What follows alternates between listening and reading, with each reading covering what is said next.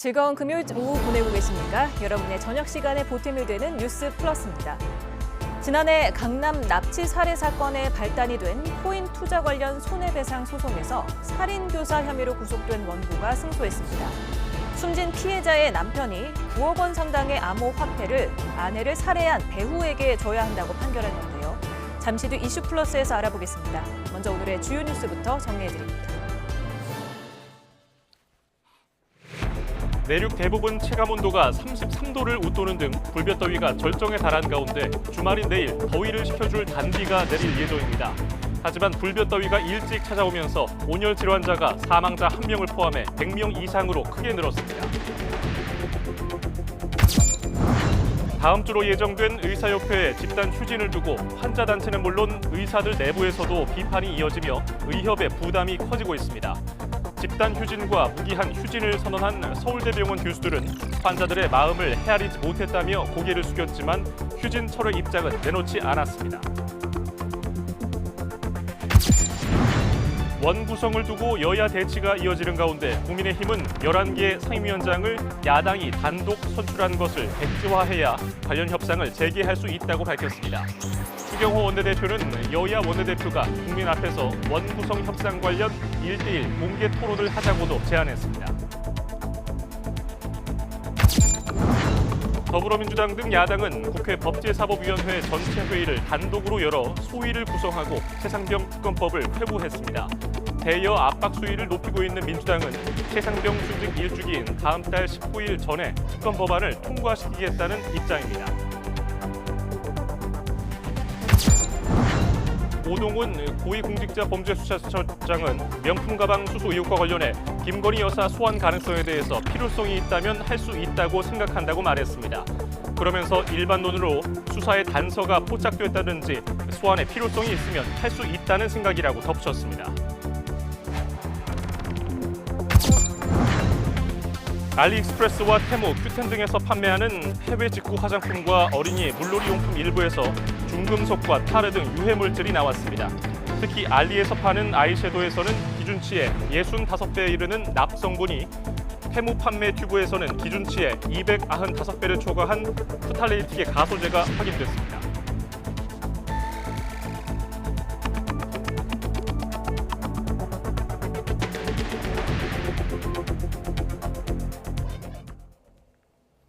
뉴스 플러스 첫 소식입니다. 오늘 서울 기온이 33도까지 오르며 나흘째 최고 기온 기록을 경신했습니다.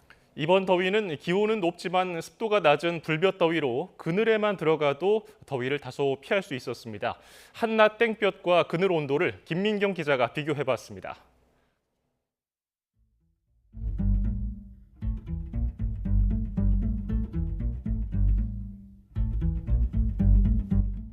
오후 2시 현재 광화문 광장의 표면 온도는 40.3도입니다. 이 뜨거워진 지면에서 탁구공만한 얼음이 몇 분 만에 녹는지 직접 실험해 보겠습니다.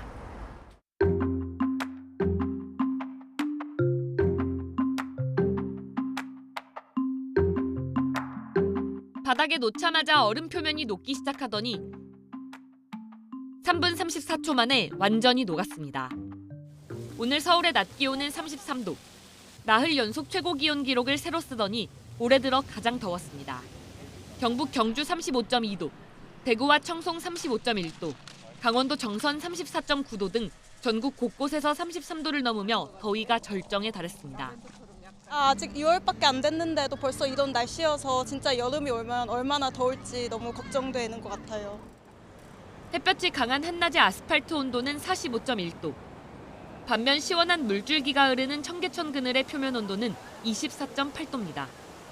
밖은 더운데 청계천은 그늘도 있고 물이 있어서 시원해서 좋은 것 같아요.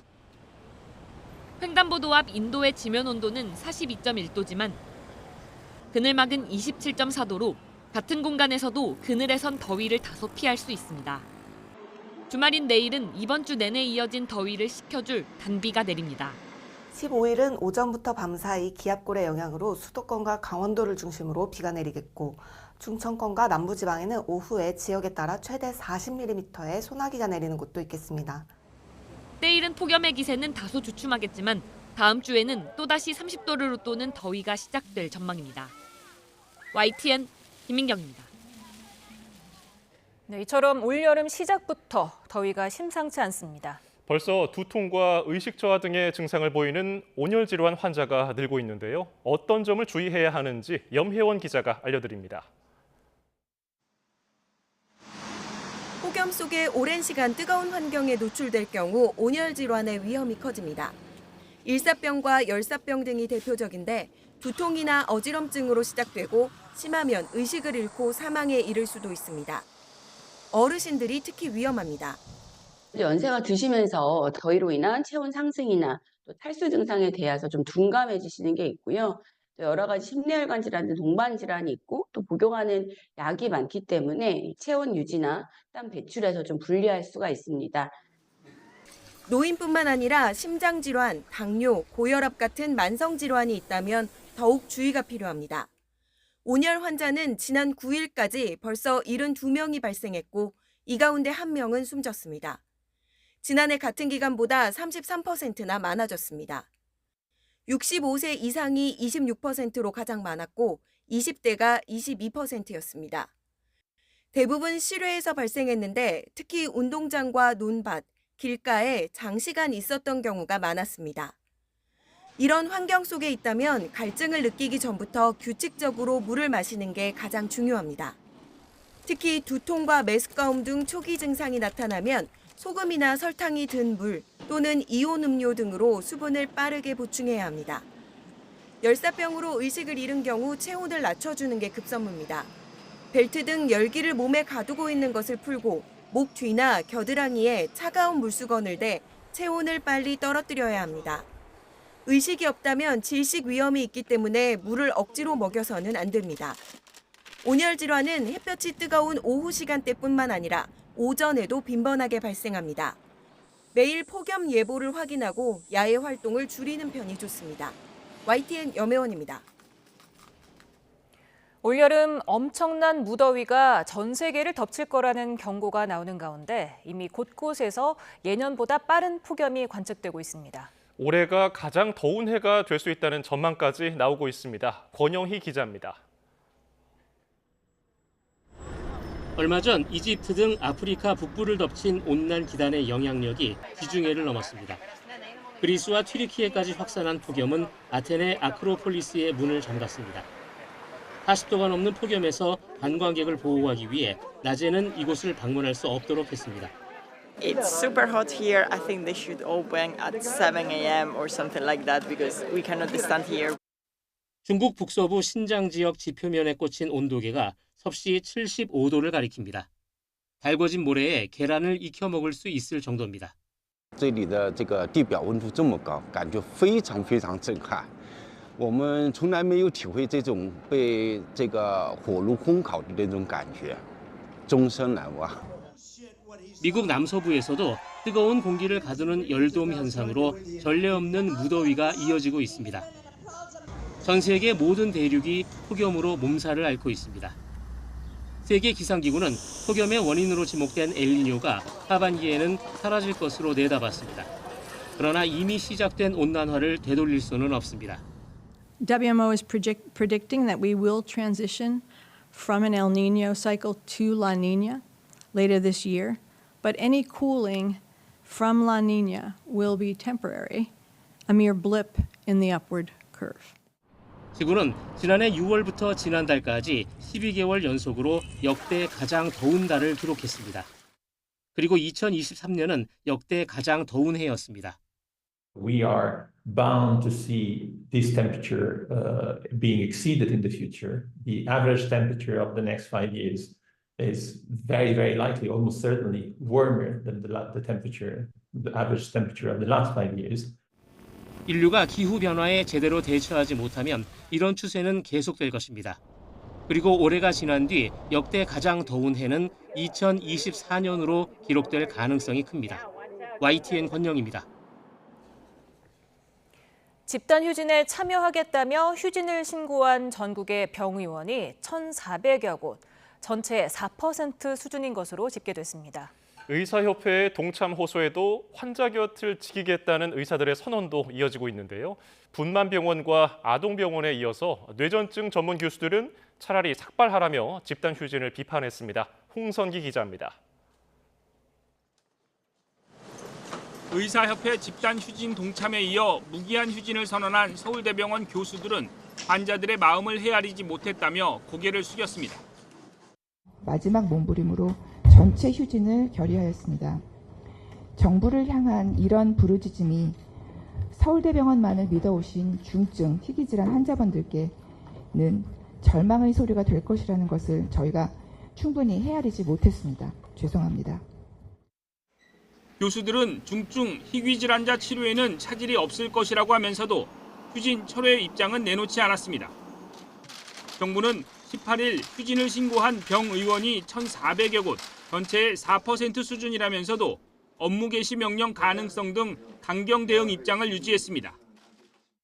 정부는 학생들이 지금이라도 수업에 복귀하기만 한다면 과도한 학업 부담, 유급에 대한 불안 없이 원활히 교육과정을 이수할 수 있도록 대학과 함께 가능한 모든 지원을 아끼지 않겠습니다. 의료계에서는 의사협회의 집단 휴진 참여 독려 속에 불참 선언도 이어지고 있습니다. 대학병원들의 뇌전증 전문 교수들로 구성된 거점 뇌전증 지원병원 협의체는 의협의 단체 휴진에 불참한다고 밝혔습니다. 협의체는 뇌전증은 치료 중단 시 신체 손상과 사망 위험이 수십 배 높아져서 약물 투여를 절대 중단해서는 안 된다며 불참 이유를 설명했습니다. 그러면서 잘못 없는 중증 환자들에게 고통을 주지 말고 차라리 삭발이나 단식을 하라며 의사협회의 휴진 방침을 강도 높게 비판했습니다. 앞서 분만병의원협회와 대한아동병원협회도 집단 휴진에 동참하지 않기로 했고 대한마취통증의학회는 필수적인 수술에 필요한 인력은 병원에 남기로 방침을 정했습니다. 환자 곁을 떠나겠다는 의사들에 대한 비판이 환자단체는 물론 의사들 내부에서도 이어지면서 의사협회의 부담도 커질 것으로 보입니다. YTN 홍선기입니다. 국민의힘 자체 의료개혁 특별위가 오는 18일 집단 휴진 방침을 예고한 임현택 대한의사협회 회장을 만나 의정 갈등의 중재 역할을 하겠다고 약속했습니다. 특위위원장인 이뇨한 의원은 국회의원회관에서 임 회장과 40여 분간 면담한 뒤에 기자들을 만나 현 상황을 정확히 파악하고 앞으로 어떻게 해결할 건지 진지한 대화를 했다며 이같이 말했습니다. 임 회장은 이해 폭을 넓히는 상당히 유익한 시간이었다는 입장을 밝혔습니다.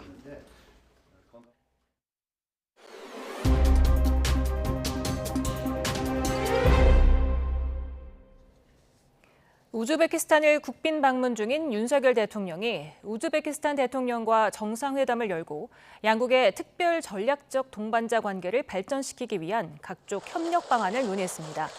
두 정상은 먼저 우즈베키스탄에 우리나라의 시속 250km급 고속철 42량을 공급하기로 합의했습니다. 전체 2,700억 원 규모로 우리 기술력으로 개발한 고속철 차량을 해외로 수출하는 건 이번이 처음이자 KTX 도입 20주년 만입니다. 이와 함께 윤 대통령은 자원 부국인 우즈베키스탄과 핵심 광물 공급망 협력 파트너십을 강화하기로 하고 광물 경제성이 확인되는 경우 우리 기업이 우선 개발과 생산에 참여할 기회를 마련했습니다. 평행선을 달리는 원구성 협상 문제를 두고 더불어민주당이 오는 17일에는 마무리를 짓자며 여당을 거듭 압박했습니다. 반면 국민의힘은 기존 상임위 배분의 백지화를 요구하며 양당 원내대표 공개 토론까지 제안했는데요. 다음 주가 협의의 고비가 될 전망입니다. 이준엽 기자가 보도합니다. 민주당은 오는 17일에는 반드시 본회의를 열어야 한다며 우원식 국회의장의 결단을 촉구했습니다. 원구성 협상을 위한 회동 제안을 거부하는 여당을 더는 기다릴 수 없으니 여당목 7명 상임위원장 선출을 이제는 결론 짓자는 겁니다. 계속 일하지 않겠다고 생떼 쓰는 사람 기다리느라 국회가 법을 계속 어겨가며 산적한 현안을 외면하는 것은 국민에 대한 도리가 아닙니다. 법사위에서 최상병 특검법 처리 수순을 밟는 동시에 과방위에선 숙려기간을 건너뛰고 방송 3+1법을 상정하며 단독 상임위를 이어갔습니다. 숙려 기간이 아직 지나지 않았지만 시급한 방송관계 법률에 국회 의결이 필요하다는 의견에 따라 가결되었음을 선포합니다. 국민의힘은 야당 단독으로 이미 선출된 11명 상임위원장의 정당성을 전혀 인정할 수 없다며 백지화를 주장했습니다. 민주당이 가져간 법사위, 운영위, 과방위 위원장을 원점으로 돌려놓으란 건데 국민 앞에서 겨뤄보자며 원내대표 간 공개 토론도 제안했습니다. 이제 국민 앞에서 협상을 해봅시다.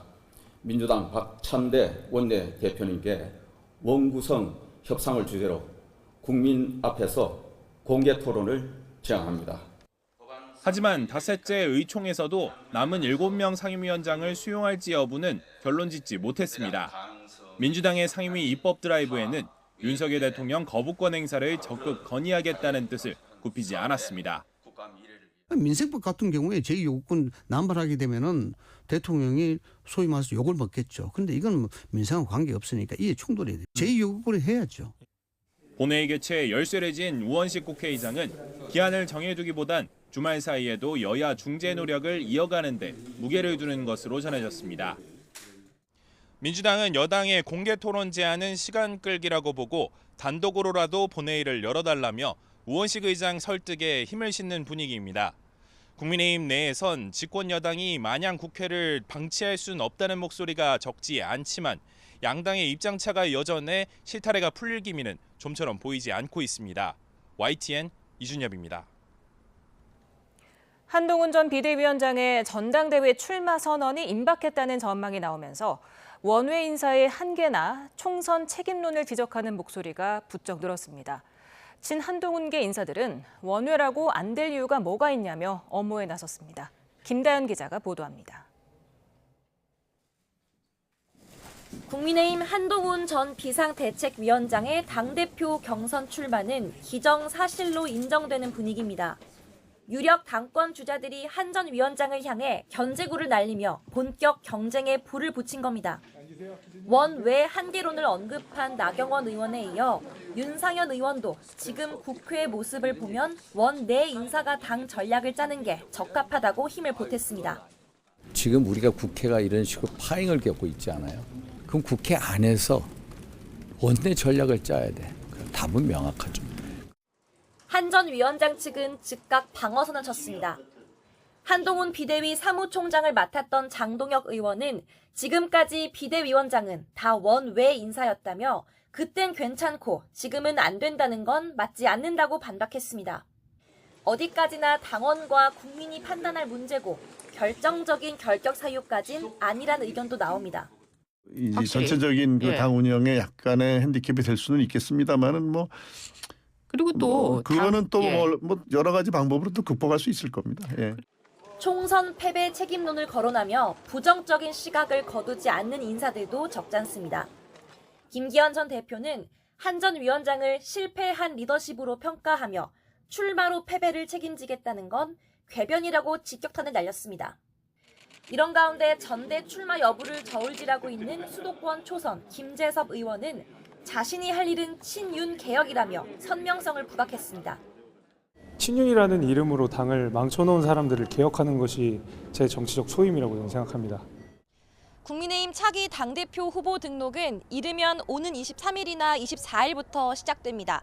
다음 주쯤 경쟁 구도의 윤곽이 드러나면 당권 주자들 간 신경전은 더 치열해질 전망입니다. YTN 김다연입니다. 국민의힘 자체 문화체육관광 특별위가 문재인 전 대통령의 배우자 김정숙 여사의 2018년 인도 타지마할 방문은 인도가 아닌 청와대의 요청에 추가된 일정으로 확인됐다고 주장했습니다. 특위는 문체부가 보고에서 이 같은 내용을 확인해줬다고 밝혔습니다. 이어 고민정 당시 청와대 부대변인은 현장에서 인도 측의 강력한 요청으로 타지마할 방문이 이루어졌다고 주장했는데 명백한 거짓말이라고 비판했습니다. 쌍방울 그룹의 불법 대북 송금에 관여한 혐의로 추가 기소된 이재명 더불어민주당 대표가 검찰이 사건을 조작하고 있다고 주장했습니다. 검찰은 이미 사실관계를 바탕으로 이화영 전 부지사가 중형을 받았다며 실체를 왜곡하는 데 공개적인 유감을 표했습니다. 권준수 기자입니다. 지난 12일 제3자 뇌물 혐의 등으로 불구속 기소된 이재명 더불어민주당 대표. 기소 이후 구체적인 입장 표명이 없던 이 대표가 선거법 위반 혐의 재판에 출석하면서 작심한 듯 검찰을 직접 겨냥했습니다. 김성태 전 쌍방울그룹 회장을 깎아내리며 검찰이 신빙성 없는 진술을 근거로 기소까지 했다고 주장했습니다. 도박장 개설했다 처벌받고, 불법 대부업 운영하다가 처벌받고, 주가 조작하다가 처벌받은 이런 부도덕한 사업가의 말이 맞겠습니까? 검찰이라는 국가 권력기관이 짜깁기 수사를 하고 있다며 강도 높은 비판도 이어갔습니다. 그리고 이 사건은 희대 조작 사건으로 결국은 밝혀질 것입니다.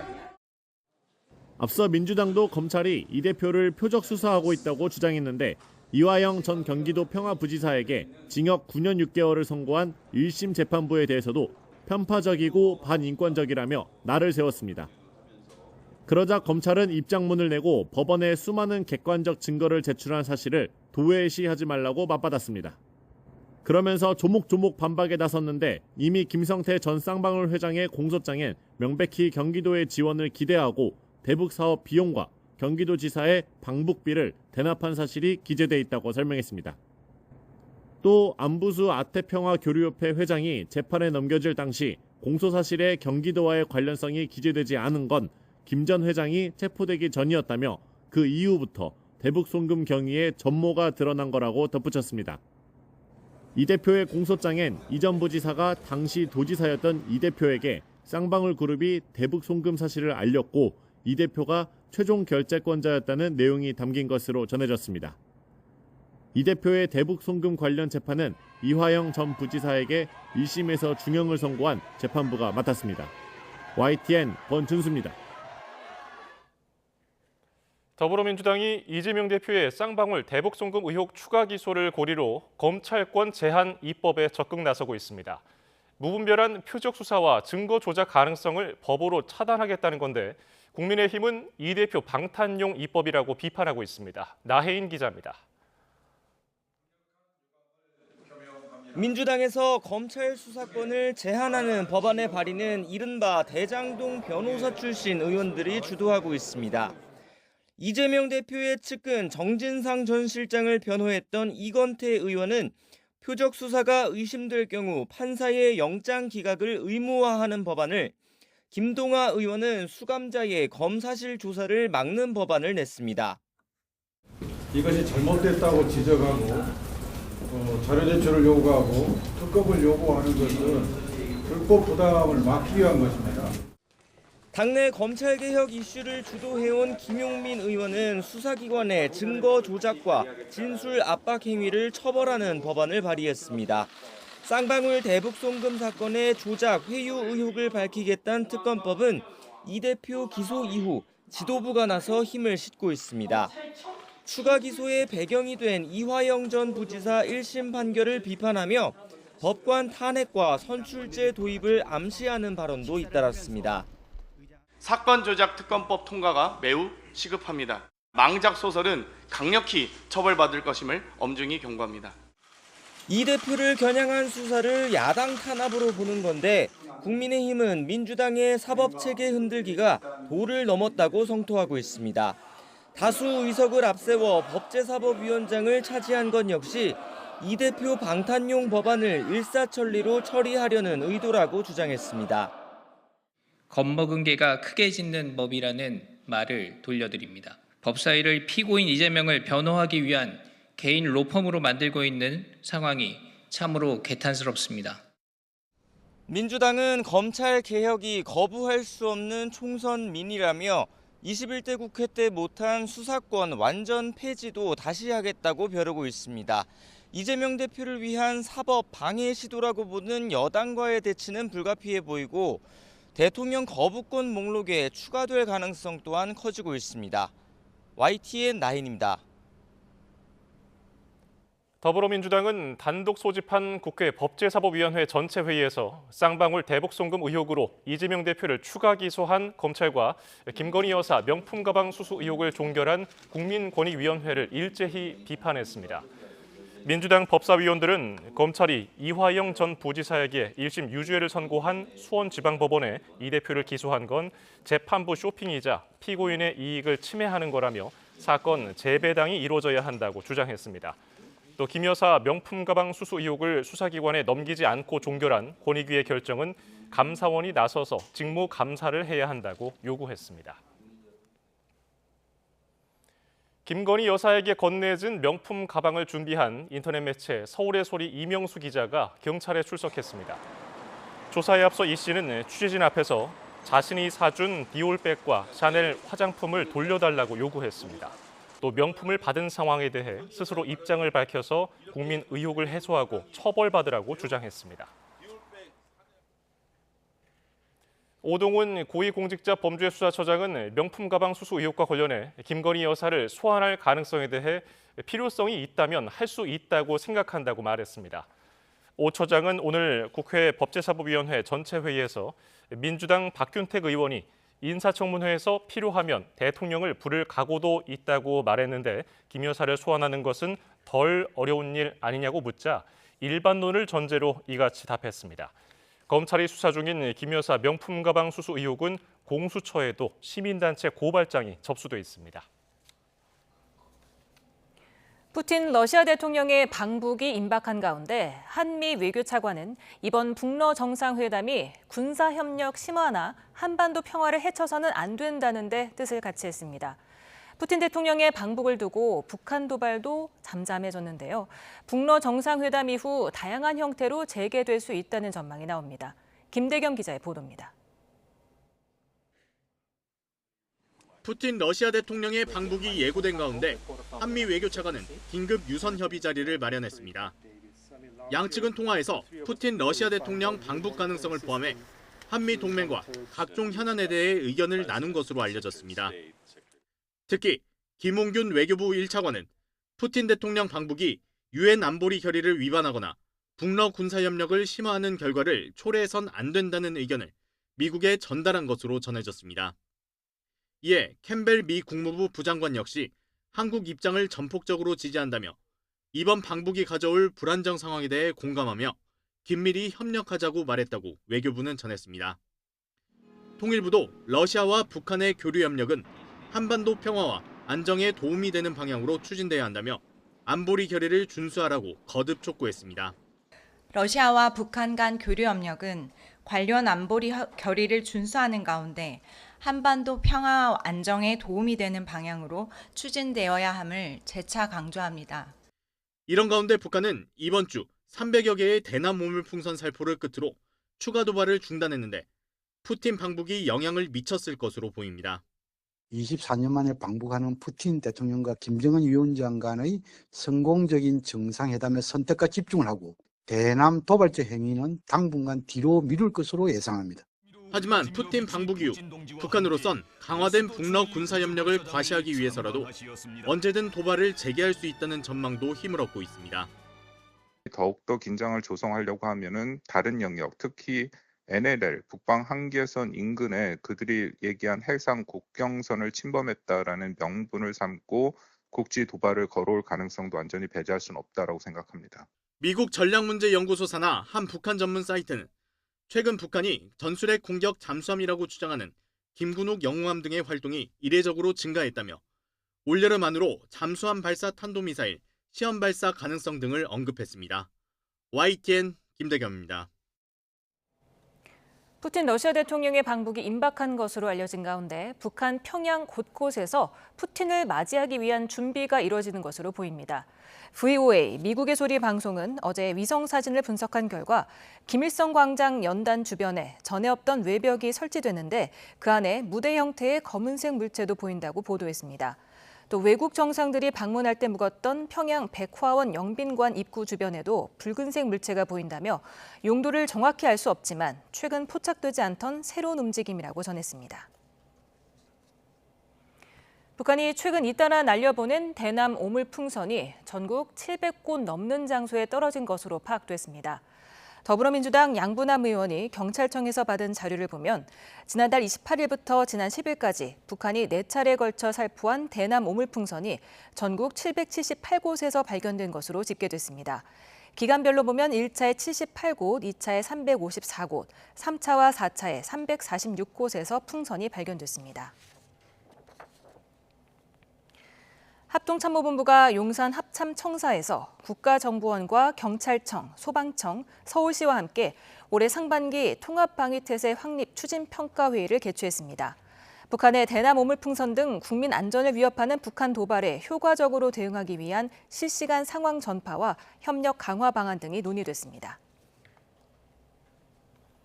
지난해 서울 강남 한복판에서 발생한 납치 살해 사건 기억하실 겁니다. 암호화폐 투자와 관련한 갈등이 사건의 원인으로 드러났었죠. 이 사건을 사주한 부부가 3년 전 피해자를 상대로 제기한 손해배상 소송에서 이겼습니다. 숨진 피해자의 남편이 상속받은 재산 범위 안에서 9억 원 상당의 암호화폐를 줘야 한다고 판결한 겁니다. 김다현 기자입니다. 지난해 3월 40대 여성이 서울 역삼동 아파트 단지 앞에서 남성 3명에게 납치, 살해되는 사건이 발생했습니다. 조사 결과 황은희, 유상원 부부가 남성들에게 범죄 자금 7천만 원을 제공한 배후로 드러났습니다. 이 경우에게 7천만 원 왜 보낸 겁니까? 혐의 계속 부인하십니까? 이들 부부는 암호화폐 관련 계약으로 피해자와 갈등을 빚어왔습니다. 특히 아내 황은희는 사건 발생 3년 전 피해자에게 손해배상 소송을 제기하기도 했습니다. 곧 상장될 유망한 코인으로 바꿔주겠다는 피해자의 말에 이더리움 1억 원어치를 보냈는데 대가를 받지 못하자 자신의 이더리움을 돌려달라며 소송을 낸 겁니다. 이후 피해자가 숨지자 남편이 소송을 이어받게 됐고 1심 재판부는 피해자 남편이 황은희에게 215 이더리움을 돌려주라며 만약 강제 집행이 불가능하면 1이더리움당 420만 원의 비율로 환산한 돈, 즉 9억 원가량을 지급해야 한다고 덧붙였습니다. 애초 황은희가 피해자에게 줬던 이더리움은 1억 원 상당이었지만 그동안 암호화폐 가치가 오르면서 최대 9배를 돌려받을 수 있다는 판결이 내려진 겁니다. 다만 피해자에게 상속받은 재산 범위 안에서 지급하라는 판결이어서 실제로 얼마를 줘야 하는지는 예측하기 어렵습니다. 재판부는 피해자가 계약을 제대로 이행하지 않았던 만큼 피해자의 재산을 상속받은 남편이 암호화폐를 대신 돌려줄 필요가 있다고 판결 이유를 설명했습니다. 황은희, 유상원 부부는 지난 4월 항소심에서 각각 징역 6년과 징역 8년을 선고받았고 현재 대법원 판단을 기다리고 있습니다. YTN 김다현입니다. 지난해 서울 신림역 인근 거리에서 흉기 난동을 벌인 혐의로 기소된 조선이 1심에 이어 2심에서도 무기징역을 선고받았습니다. 재판부는 조 씨가 잔악한 범행을 저지른 뒤에 온 국민이 공포와 혼란에 시달렸다며 사회에서 영원히 격리된 상태에서 참회해야 한다고 판단했습니다. 신지원 기자입니다. 지난해 7월 서울 신림동 거리에서 흉기 난동을 부려 1명을 살해하고 3명을 다치게 한 조선이 2심에서도 무기징역을 선고받았습니다. 재판부는 조 씨가 범행 전에 미리 흉기를 준비하는 등 계획적으로 불특정 다수에게 극도로 잔인하고 포악한 범죄를 저질렀다며 사회적으로 영원히 격리된 상태에서 평생 참회해야 한다고 설명했습니다. 또 이 사건 이후 서현역 등 전국에서 모방범죄가 벌어지거나 비슷한 범행을 예고하는 글이 확산하면서 온 국민이 예측 불가능한 강력범죄에 노출됐다는 공포와 불안에 시달렸다고 언급했습니다.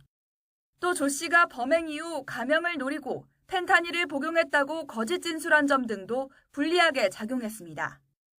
법원은 원심 형량이 너무 가볍다며 조 씨에게 사형을 구형한 검찰의 항소도 기각했습니다. 항소심 재판부는 생명을 박탈하는 것에 매우 신중해야 한다며 조 씨가 반성문을 꾸준히 제출하고 일부 피해자와 합의한 점 등을 고려할 때 원심의 형량이 적절하다고 판단했습니다. 조 씨는 2심 선고일을 나흘 앞두고 법원에 공탁금을 낸 것으로 확인됐는데 조 씨 측 변호인은 일부 피해자들과 합의한 금액을 공탁한 것이라고 설명했습니다. YTN 신지원입니다. 서울역에서 흉기로 사람을 죽이겠다고 인터넷 커뮤니티에 글을 올린 30대 남성이 구속 기소됐습니다. A씨는 지난달 22일 온라인 커뮤니티에 서울역에서 흉기 난동을 벌여 남녀 아무나 50명을 죽이겠다는 글을 게시한 혐의가 있습니다. A씨는 전과 10범 이상인 것으로 확인됐는데 폭력적인 성향이 협박글을 올린 계기가 된 것으로 조사됐습니다. 흉기로 여자친구를 살해한 20대가 구속돼 검찰에 넘겨졌습니다. 20대 남성 A씨는 지난달 21일 새벽 5시쯤 서울 자양동 다세대 주택에서 여자친구에게 흉기를 휘둘러 살해한 혐의가 있습니다. A씨는 경찰 조사에서 혐의를 부인해왔지만 지난 7일 구속되자 피해자와 싸웠다고 진술하며 혐의를 인정한 것으로 전해졌습니다. 해병대 최상병 순직 1주기를 앞두고 당시 직속 상관이었던 이용민 중령이 사고 현장을 찾아 진상규명을 약속했습니다. 이 중령은 수중수색 지시 여부를 놓고 임성근 전 1사단장 등 상관들과 대립하고 있는데요. 특검을 둘러싼 정치권 공방이 거센 가운데 경찰 수사 결과에 관심이 쏠립니다. 김근우 기자가 취재했습니다. 최상병이 순직한 곳에 나타난 직속 상관 이용민 중령. 굳은 표정으로 국화꽃을 강으로 던집니다. 최상병이 물살에 휩쓸린 바로 그 장소를 찾아가선 소주를 따르며 눈물을 삼켰습니다. 또 올 게 쓰구나. 앞서 해병대에서 괴롭힘 당했다며 정신병원에 입원했던 이중령은 퇴원 당일 국립대전연충원의 최상병 묘역을 찾았습니다. 진실을 밝혀달라는 부모님과의 약속을 언급하며 진상규명에 노력하겠다는 의지를 밝혔습니다. 하지만 경찰 수사는 1년째 제자리 걸음입니다. 수중수색 지시 여부를 두고 진술이 엇갈리는 가운데 임성근 전 사단장 등 주요 관계자를 모두 불러 조사했지만 결론을 내지 못하고 있습니다. 일각에선 특검을 의식해 수사 결과 발표에 부담을 갖는 것 아니냐는 지적까지 나옵니다. 국방부 검찰단에 이 사건 기록을 보낸 행위부터 절차적으로 위법합니다.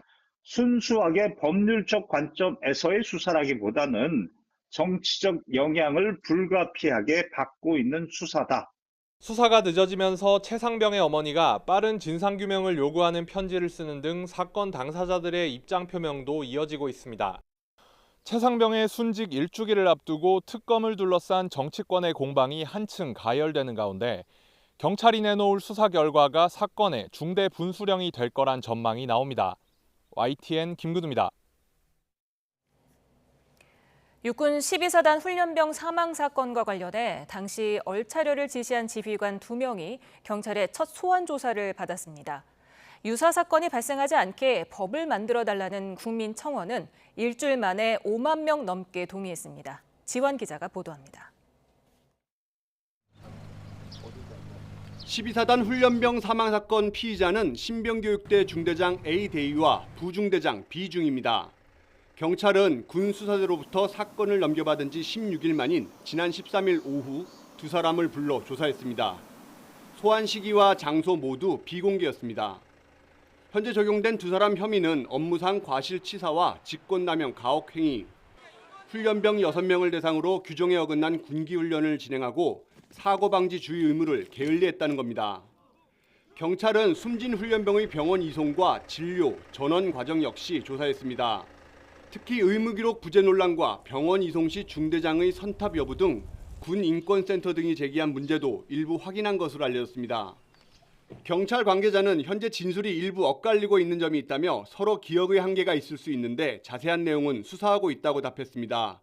이어 추가 조사가 필요할 경우 피의자들을 다시 불러 조사할 예정이며 구속영장 신청 여부도 수사 상황을 지켜본 뒤 결정하겠다고 밝혔습니다. 한편 이번 사건처럼 규정에 어긋난 군기훈련을 거부할 권리를 보장해달라는 국회 국민청원은 5만 명 이상 동의를 얻었습니다. 청원이 올라온 지 일주일 만입니다. 글을 올린 청원인은 법과 규정에 어긋나는 행위도 군대라는 이유로 일부 용인해왔던 문화는 이제 끊어내야 한다며 관련법 제정을 촉구했습니다.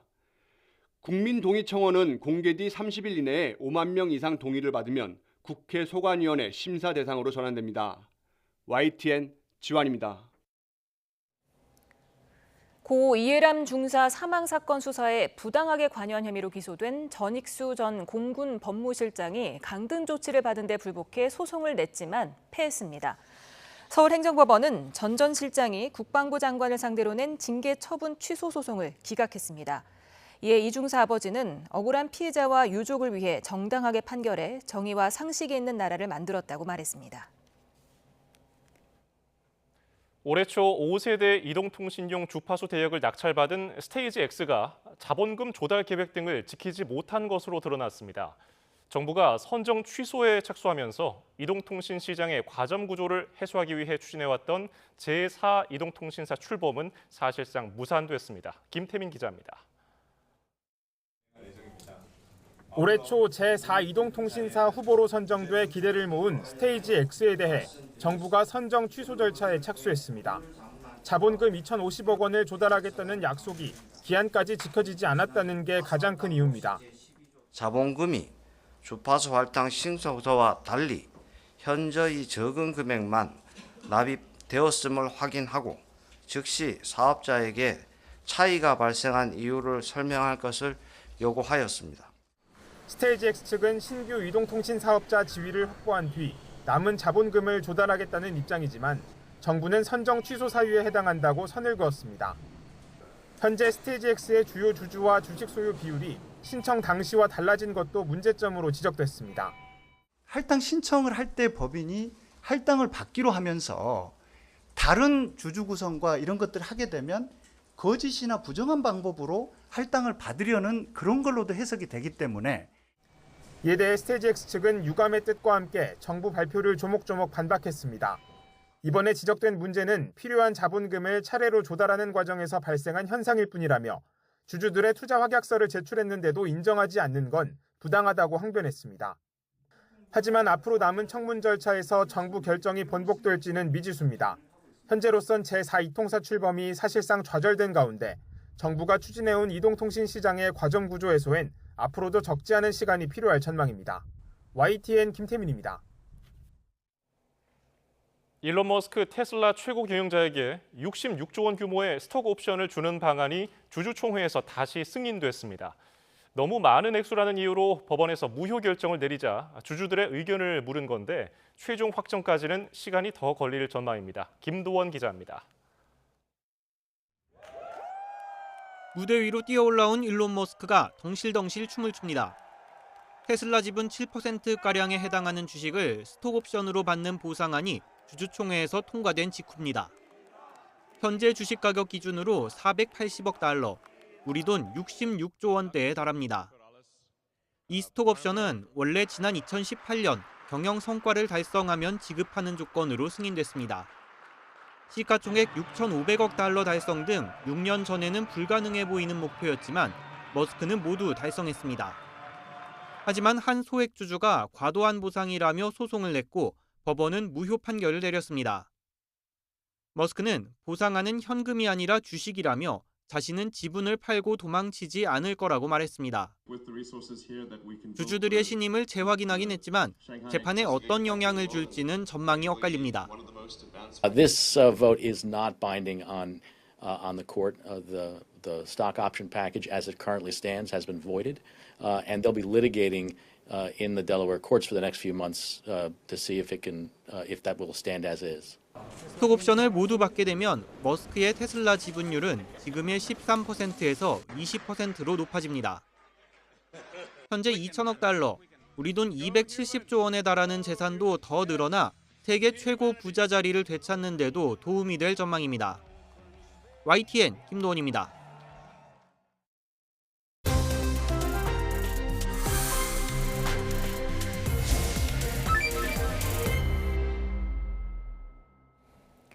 지난해 서울 신림동에서 흉기 난동을 벌여 4명의 사상자를 낸 조선이 2심에서도 무기징역을 선고받았습니다. 그런가 하면은 공정위가 국내 최대 온라인 쇼핑몰 쿠팡에 1,400억 원의 과징금을 부과했죠. 쿠팡이 항소를 예고하면서 치열한 법적 공방이 예상됩니다. 주요 쟁점부터 향후 전망까지 김성수 변호사와 짚어봅니다. 어서 오세요. 안녕하세요.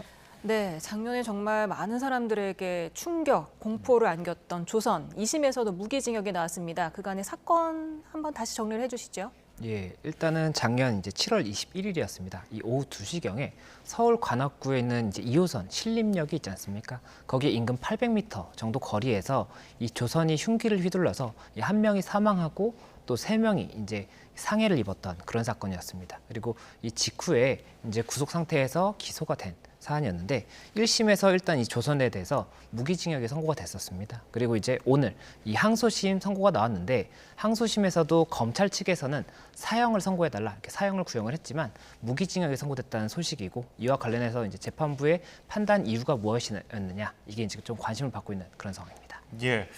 재판부는 무기징역을 내리면서 어떤 이유를 들었습니까?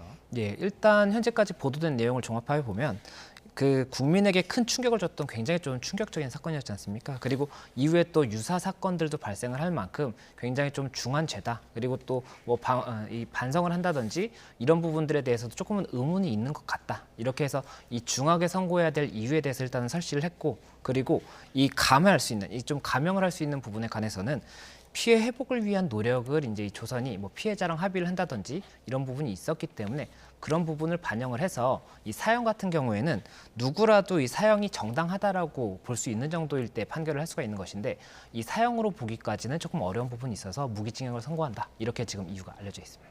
네, 지금 지난 1월에 1심이 나왔었고 지금 한 5개월 만에 2심 판결이 이렇게 좀 됐는데 좀 빠른 편 아닌가요?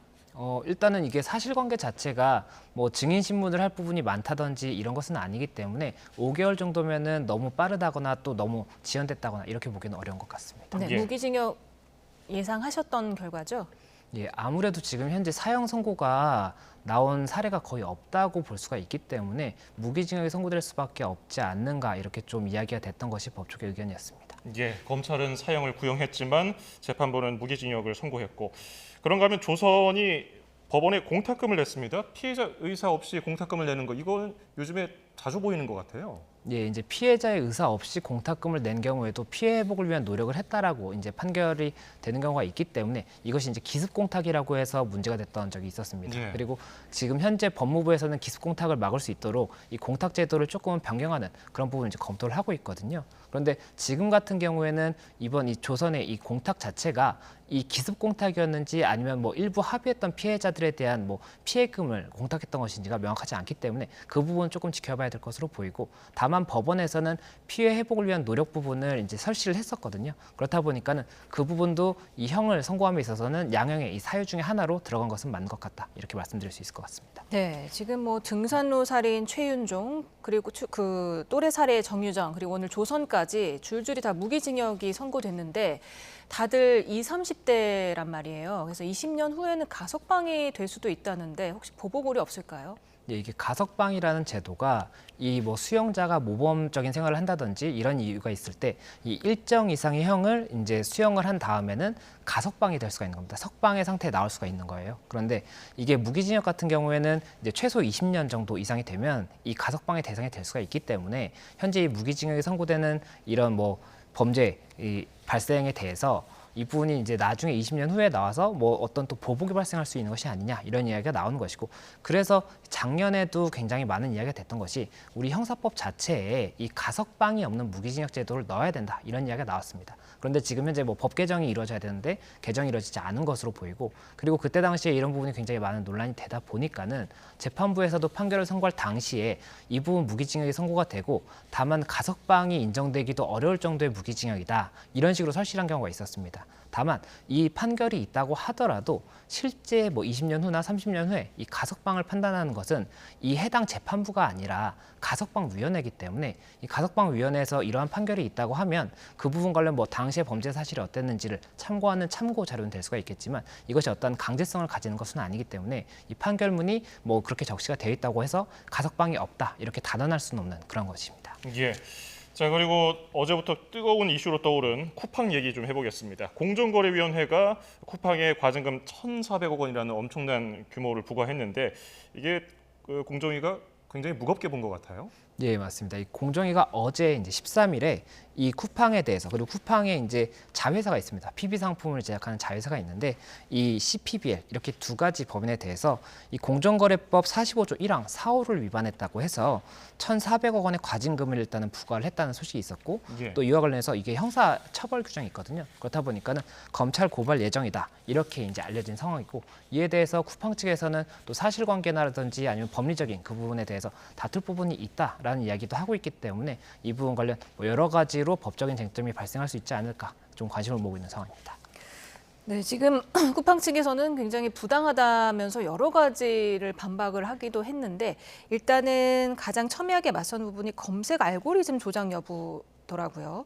이 공정위가 위법하다고 본 이유가 뭐가 있습니까? 예, 일단 공정위에서 이제 위법하다라고 봤던 부분이 19년 2월부터 23년 7월까지의 기간 동안에 이 쿠팡이라는 이 사이트가 자기 물품도 판매를 합니다. 자기가 이제 직접 제작한 PB 상품이라든지 예. 아니면 자기가 직접 이제 회사로부터 매입한 이런 물건을 파는 자기 물건을 파는 부분이 있고 또 이제 중개 거래, 다른 사람이 이렇게 올리는 것을 등록하게 해주고 이에 대한 수수료를 가져가는 이 두 가지를 다 하는 회사인데 이 중개를 하는 이런 뭐 물품 같은 경우에는 판매량이라든지 이런 객관적인 자료를 통해서 상위로 노출될 수 있도록 이렇게 알고리즘이 있는데 이 자기 상품 같은 경우 뭐 PB 상품이라든지 이런 것들은 이 상위 이 알고리즘과 관계없이 상위에 노출될 수 있도록 하는 그런 이제 기법을 사용을 했다는 것이거든요. 예. 그래서 세 가지 이런 알고리즘을 사용했다라고 하고 있는데 이 한 가지가 이 프로덕트 프로모션이라고 해서 이 자기 상품을 1, 2, 3위에 상위에 고정 노출될 수 있도록 하는 그런 부분이 있었고 또 이제 또 한 가지가 스트래티직 굿 프로덕트 SGP라고 해서 직매입 패션 상품과 PB 상품의 기본 검색 순위를 1.5배 가중해 주는 겁니다. 이 점수를 올리는 데 있어서 1.5배 가중을 해주는 그런 부분이 있었고 또 이제 콜드 스타트 프레임워크라고 해서 직매입 상품이나 뭐 이런 자기 상품을 그 한 개당 최대 15개까지 검색 순위 10위부터 5위 간격으로 그러니까 이게 내리다 보면은 본인들 상품이 이렇게 계속해서 게시될 수 있도록 이렇게 하는 세 가지의 이제 알고리즘을 통해서 상위에 랭크를 되도록 했고 이를 통해서 이 고객들이 상위에 랭크가 돼 있다거나 하면 이게 이게 좀 잘 팔리는 상품인가 보다라고 해서 판매가 조금 더 수월해지겠죠. 예. 그렇게 해서 다른 사업자, 그러니까 PB나 뭐 자기의 상품이 아닌 다른 상품을 살 수 있는 고객을 자기와 계약을 하도록 유도하는 이런 불공정 행위를 했다는 겁니다. 그래서 이 부분 관련 일단 세 가지 알고리즘을 들고 있고 이에 대해서 일단 쿠팡에서도 뭐 여러 가지 의견을 제시하고 있는 것으로 보입니다. 예. 쿠팡이 강하게 반발하고 있는데 또 다른 의혹은 이제 임직원들을 동원해서 자사 제품 구매 후기를 작성했다는 점입니다. 공정위는 이걸로 이제 구매 후기 수라든지 별점을 높였다는 건데 쿠팡은 어떤 입장을 밝혔습니까? 예, 일단 공정위 측에서는 이게 이제 임직원 2,297명을 통해서 PB 상품이라든지 자기 상품에 대해서 긍정적인 구매 후기를 남기고 그리고 높은 별점을 주는 방법으로 또 상위에 노출될 수 있도록 했다는 겁니다. 그런데 이에 대해서 쿠팡 측에서 지금 주장을 하고 있는 것은 이 뭐 이렇게 작성을 했던 임직원이나 이런 분을 보면 1점짜리 굉장히 낮은 별점을 준 것도 있고 이 상품에 대해서 굉장히 조금 낮게 평가하는 그런 글을 작성한 사실도 있는데 이런 부분들을 봤을 때 이게 어떻게 이 임직원들을 통해서 높은 별점을 주는 뭐 그런 행위를 한 것으로 볼 수 있느냐 이렇게 지금 반박을 하고 있어서 이에 관해서도 뭐 사실관계도 다퉈봐야 될 것으로 보이고 예. 또 이러한 행위 자체가 공정거래법상의 위반이 되는지도 봐야 되기 때문에 법적인 쟁점이 될 수밖에 없는 것 같습니다. 네, 지금 원래 쿠팡이 지난 3월에 3년간 3조 원을 투자를 해서 뭐 신규 통합 물류센터를 확보하겠다, 첨단 자동화 기술을 확보하겠다 이렇게 했는데 지금 당장 20일에 있는 부산 첨단 물류센터 기공식을 취소했습니다. 그리고 또 이렇게 되면 로켓 배송을 못하게 된다 이렇게 말을 하고 있는데 시민단체는 이에 대해서 대국민 협박 아니냐 이렇게 말하고 있거든요. 어떻게 보십니까? 네, 일단 쿠팡 측의 의견은 이 지금 직매입 상품 있지 않습니까? 직접 사서 이렇게 판매를 하는 이 상품 같은 경우가 로켓 배송이 되는 겁니다. 이 로켓 배송을 하는 방식 자체가 저희가 주문을 하면 뭐 다음 날 바로 도착을 하는 게 이 쿠팡에서 직접 이 물건을 가지고 있다가 사서 가지고 있다가 바로바로 배송이 되는 시스템이거든요. 그런데 이런 것들을 로켓 배송하는 이런 상품들을 상위에 노출해서 뭐 판매하는 이런 방법이 불가능하다고 한다면 결국에는 이 비용에 대한 수익이 날 수가 없고 그러면 로켓 배송을 할 수 없다 이런 취지인 것 같습니다. 그런데 그렇다고 하더라도 이제 공정위에서 이야기를 하는 것은 뭐 검색 광고를 높인다든지 이 광고라는 거를 표시해서 판매하는 방법도 있는데 지금 현재는 기망을 하는 형태이기 때문에 이 부분을 지적하는 것이다. 이렇게 지금 공정위는 얘기하고 있어서 예. 이에 대해서도 정말로 공정거래법 위반이 될 수 있는지에 대해서는 다툼이 될 수밖에 없고 이 쿠팡 측에서는 뭐 사실관계라든지 이런 법상 그리고 또 해외에서도 이렇게 진열 순서에 대해서 공정위에서 뭐 이런 제재를 한다든지 이런 부분이 없었다라고 주장하고 있기 때문에 이에 대해서도 뭐 여러 가지로 좀 관측이 나올 수 있을 것 같습니다. 예, 앞으로 행정소송에서 법정 공방은 어떻게 예상하세요? 예, 일단은 그 과징금 자체에 대해서 법적인 근거가 있었던 부분이 공정거래법이지 않습니까? 이 공정거래법 자체가 그런데 굉장히 좀 추상적으로 명시가 되어 있기 때문에 이 행위 자체가 이 추상적인 조문에 해당할 수 있는지가 다툼이 될 것으로 보입니다. 예. 그리고 이 행정소송만 문제가 아니라 지금 공정위에서는 이 관련해서 형사 고발도 할 것이라고 하고 있고 그렇게 되면 이 행위를 했던 직원에 대해서는 뭐 형사적인 뭐 징역이라든지 이런 부분이 선고가 될 수가 있을 것이고 이 쿠팡이라는 법인에 대해서도 뭐 벌금이라든지 이런 것이 선고가 될 수가 있기 때문에 이에 대해서도 추가적인 쟁점이 될 것으로 보입니다. 그 1,400억 원이라는 게 2019년 2월부터 지난해 7월까지 산정한 잠정 금액이기 때문에 뭐 지난해 8월부터 현 시점까지 추가하면 더 불어날 수 있다. 뭐 2천억 원이 넘어갈 수 있다. 이런 분석도 있던데 어떻게 보셨습니까? 예, 공정위 자료에서도 그 부분을 명시를 하고 있습니다. 잠정적으로 7월까지가 1,400억이고 심의일까지 이제 시정이 되지 않는다고 한다면 그 부분 증가를 할 수가 있다라고 명시를 하고 있기 때문에 이에 대해서도 뭐 몇백억 정도가 더 추가되지 않겠느냐 이런 얘기가 나오고 있습니다. 예, 자, 주제 바꿔보겠습니다. 저희가 조금 전에 뉴스 리포트로 전해드리기도 했었는데 역삼동 아파트 단지에서 지난해 40대 여성이 납치 살해된 사건입니다. 당시 사건의 배후로 지목됐던 부부가 있습니다. 황 씨와 유 씨. 피해자를 상대로, 그러니까 숨진 피해자를 상대로 그 전에 제기했던 손해배상 소송에서 이긴 결과가 오늘 나온 겁니다. 일단은 사건 정리부터 좀 간단하게 해주실까요? 예, 일단 이게 사건이 2023년 3월 29일에 굉장히 좀 큰 충격을 줬던 사건입니다. 이 서울 강남구의 그 한 아파트 단지에서 이 여성이 납치가 됐습니다. 남성들에 의해서 납치가 됐었고 이후에 이 행방이 어떻게 됐는지가 쟁점이 됐었는데 결국에는 이 여성이 살해를 당한 상황이었고 예. 그리고 그 이후에 이런 사실관계를 파악하는 과정에서 이 남성들이 살인을 한 이 행위에 대해서 이 교사를 했던 이 부분 뭐 금전을 제공하고 이 교사를 했던 또 부부가 발견이 됩니다. 그리고 이 부부가 지금 오늘 쟁점이 됐던 이 황은희 그리고 이 유상원 이 부부인데 이 부부의 경우에도 이제 지금 현재 형사 재판이 진행이 되고 있거든요. 예. 그래서 형사적인 재판을 통해서 이제 징역형이 선고가 된 상황인데 이와 별도로 이 지금 이 부부 중에 황은희가 예. 죄송합니다. 황은희가 이 지금 현재 사망한 피해자이지 않습니까? 예. 이 사망한 피해자를 상대로 손해배상 소송을 제기를 했던 겁니다. 그 취지가 이더리움 코인을 투자를 하면 그 피코인으로 변경을 해서 그에 따른 뭐 이득을 주겠다라고 했는데 이 부분 관련해서 뭐 불법 행위라고 봤던 것인지 아니면 다른 이유인지 모르겠지만 그 부분 관련해서 손해를 발생하게 하였고 이에 대해서 이제 인과관계가 있기 때문에 배상을 해야 된다라고 해서 이 이더리움 상당 215 이더리움을 이제 반환해 달라 이렇게 청구를 했던 거고 예. 이에 대해서 일단 1심에서는 반환을 할 의무가 있다라고 봤는데 이 피해자는 지금 사망을 한 상태이기 때문에 이 피해자의 상속인인 피해자의 배우자가 지금 피고였거든요. 그래서 그 피고에 대해서 이 이더리움 코인을 지급을 하고 만약에 지급할 수 없다라고 한다면 이 이더리움 코인에 대해서 현금으로 환가한 9억 원 상당을 지급하라 이렇게 지금 판결이 났다는 소식입니다. 그 남편이 만약에 상속을 포기해야 하면 이렇게 배상해야 될 의무도 없어지는 거 아닌가요?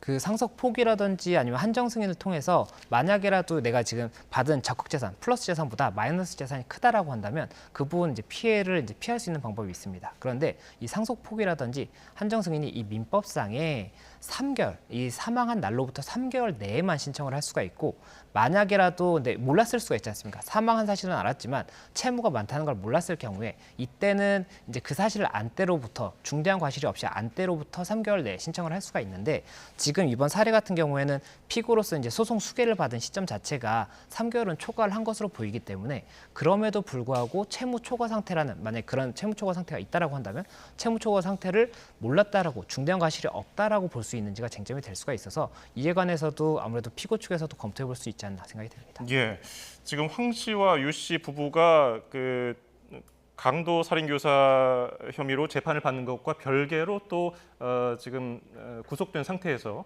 거기서도 이제 이런 손해배상 소송을 계속해서 동시에 진행할 수가 있는 거죠? 예, 이 형사사건과 민사사건은 별개라고 할 수가 있는 것이고 구속이 돼 있는 상태라고 하더라도 뭐 예. 변호사라든지 대리인을 통해서 소송을 할 수가 있는 거지 않습니까? 그렇기 때문에 이번 같은 경우에도 대리인을 통해서 소송을 진행한 것으로 보이고 이와 관련 판단이 난 것인데 아직까지는 1심 판결이기 때문에 항소심이나 대법원에서 어떻게 확정되는지를 봐야 될 것이고 또 한 가지 이제 관점이 이제 조금 봐야 되는 부분이 이 이더리움을 그래서 그 코인당 얼마로 산정했는지가 예. 금액에 그 현실적인 금액에 있어서의 산정 기준이 될 수가 있는데 이게 사실심, 변론, 정결시를 기준으로 하거든요. 그러면 항소심을 제기를 하게 되면 항소심, 사실심, 변론, 정결시가 따로 나올 것이고 예. 그때를 기준으로 해서 코인의 값이 다시 한번 산정이 될 수가 있기 때문에 이 부분도 쟁점이 될 수가 있습니다. 네.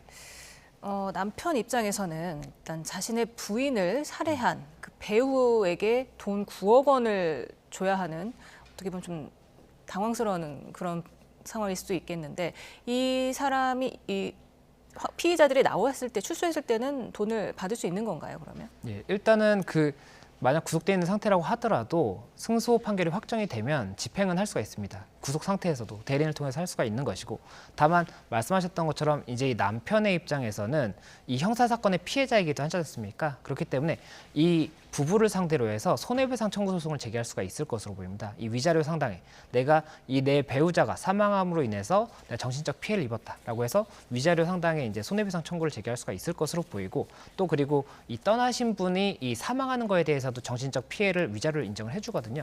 그 위자료는 남편에게 아마 상속되었다고 볼 수가 있기 때문에 이에 대한 손해배상 청구를 할 수가 있고 다만 우리나라 법원에서 이 위자료의 산정 기준이 사망했을 때 보통 2억 원 정도를 인정을 해주기 때문에 그 부분 관련 얼마의 금액이 인정될지도 봐야 될 것 같습니다. 지금 최근에 이 뭐 이혼 소송에서 그 위자료 판결이 굉장히 높게 나왔지 않습니까? 그렇다 예. 보니까 위자료 산정 기준이 조금 더 높아질 수 있는 것이 아니냐 이런 이야기가 나오고 있고 그 부분도 맞물려서 위자료 금액이 얼마가 될지도 추가적인 쟁점이 될 수 있을 것 같습니다. 예, 주요 이슈에 대해서 김성수 변호사와 함께 짚어봤습니다. 오늘 말씀 고맙습니다. 네, 고맙습니다.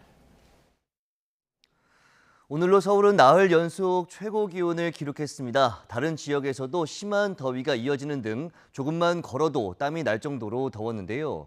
이에 따라 오늘도 낮보다 밤이 바깥 활동하기 더 수월하겠습니다. 자정까지 서울 기온이 23도 이상을 유지하면서 온화한 수준을 보이겠습니다. 다만 충북과 영남에는 밤까지 소나기가 쏟아지는 곳이 있겠습니다. 이 지역에서는 소나기에 대비해 주시기 바랍니다. 주말인 내일은 곳곳에 비나 소나기가 내리면서 열기가 조금 식겠습니다. 다만 대구 낮 기온이 33도까지 오르는 등 충청 이남은 예년 기온을 웃도는 가운데 소나기로 인해 습도가 높아지면서 후텁지근하게 느껴지겠습니다. 이 점은 염두에 두시기 바랍니다. 또 5에서 40mm로 강우량이 많지 않지만 돌풍과 벼락, 우박을 동반하는 곳이 있겠습니다. 또 휴일인 모레는 다시 맑은 날씨를 회복하겠고 수도권도 예년보다 더워질 전망입니다. 날씨 정보였습니다.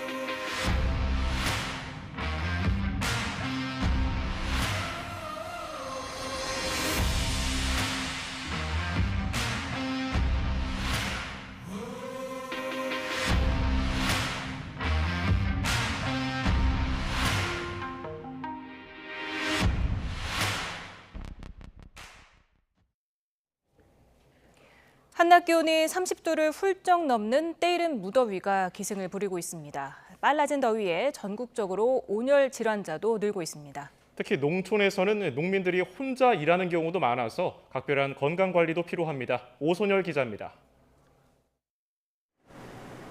떼약볕이 내리쬐는 비닐하우스 안에서 애호박을 포장하는 작업이 한창입니다. 시원한 물을 연신 들이켜보지만 더위는 쉽게 가시지 않습니다. 연일 찜통더위에 30분 이상 일하기가 벅찬 지경입니다. 비닐하우스는 뜨거운 햇볕은 받아들이지만 열기가 빠져나가지 못해 내부 온도가 실외보다 10도 이상 높습니다. 몸을 조금만 움직여도 구슬땀이 흐르지만 수확을 앞두고 있어 일을 미룰 수도 없습니다. 애호박이 인큐 씌우고 따고 이제 걷어내서 포장해갖고 이제 공판장 보내고 그러죠. 요즘 8시 반 넘으면은 숨이 안 쉬어져요, 하우스 안에서. 이제 그렇게 더워요. 이게 최대한 빨리 해고 빨리 나와야 돼요. 끓는 듯한 열기에 도로엔 아지랑이가 피어오르고 나들이를 나선 시민들도 양산을 꺼내들었습니다.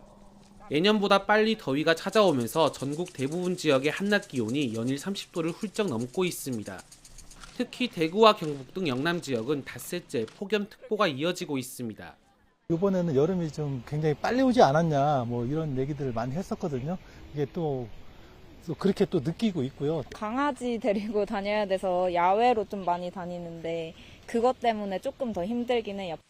때이른 더위에 온열 질환자는 지난해 같은 기간보다 30% 넘게 늘면서 폭염 피해를 줄이기 위한 건강관리에 각별한 유의가 필요해 보입니다. YTN 노선일입니다. 대한의사협회 집단 휴진일에 진료를 쉬겠다고 신고한 병의원이 전체 4%에 불과한 것으로 나타났습니다. 보건복지부는 18일 휴진을 신고한 의료기관은 모두 1,463곳으로 전체 4%라고 밝혔습니다. 정부는 휴진 당일 전체 의료기관에 대해 업무 개시 명령을 내릴 예정이라며 휴진 신고를 했어도 정당한 사유가 없다면 진료를 해야 한다고 설명했습니다. 대한의사협회의 집단 휴진이 예고된 가운데 환자 곁에 남겠다는 의사들의 선언도 이어지고 있습니다. 대학병원들의 뇌전증 전문 교수들로 구성된 거점 뇌전증 지원병원 협의체는 뇌전증은 치료 중단 시 신체 손상과 사망의 위험이 수십 배 높아지는 뇌질환으로 약물 투여 중단은 절대로 해선 안 된다며 불참 이유를 설명했습니다. 그러면서 잘못이 없는 중증 환자들에게 피해와 고통을 주지 말고 차라리 삭발하고 단식하면서 과거 민주화 투쟁같이 스스로 희생하며 정부에 대항하는 게 맞다며 의사협회의 집단 휴진 결정을 강하게 비판했습니다. 임현택 대한의사협회장을 명예훼손 등 혐의로 연이어 고발한 시민단체가 임 협회장을 사회에서 격리해야 한다고 주장했습니다. 시민단체 서민민생대책위원회는 오늘 고발인 조사를 위해 출석한 용산경찰서 앞에서 기자회견을 열고 사법부를 능멸하는 지식인이라고 믿기 어려운 만행을 저지르고 있다며 이같이 밝혔습니다. 그러면서 의사들이 법치국가의 가치를 부정하고 환자를 볼모로 한 채 반사회적 집단 등만 벌이고 있다며 임 협회장을 빠르게 수사해달라고 촉구했습니다.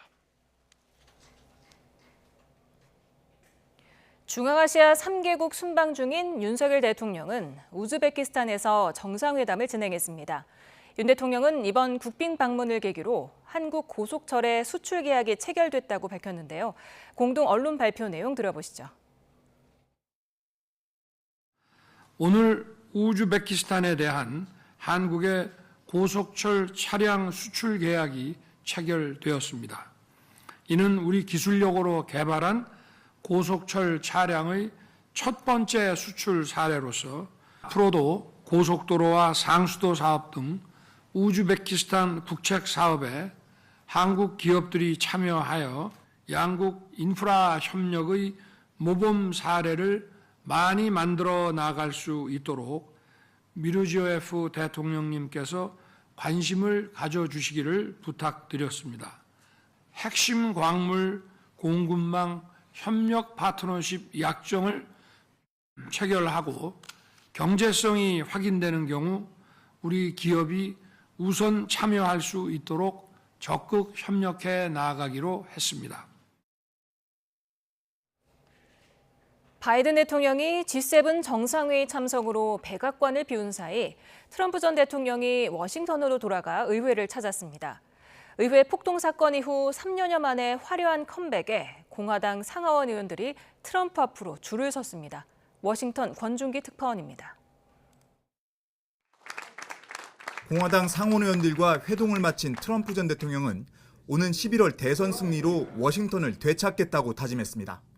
But we have to get elected. We have to take this beautiful place and we have to make it really something very special again. G7 정상회의에 참석하고 있는 바이든 대통령에 대해선 세계의 조롱거리라고 비난했습니다. We're a declining nation. We're a nation that is being laughed at all over the world.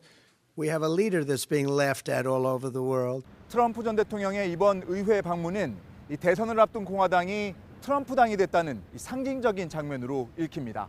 하원 의원들은 생일을 하루 앞둔 트럼프에게 생일 축하 노래를 합창했고 16 의회 폭동 당시 트럼프를 비판했던 상원 공화당 1인자 미치 매코널도 트럼프와 손을 맞잡았습니다.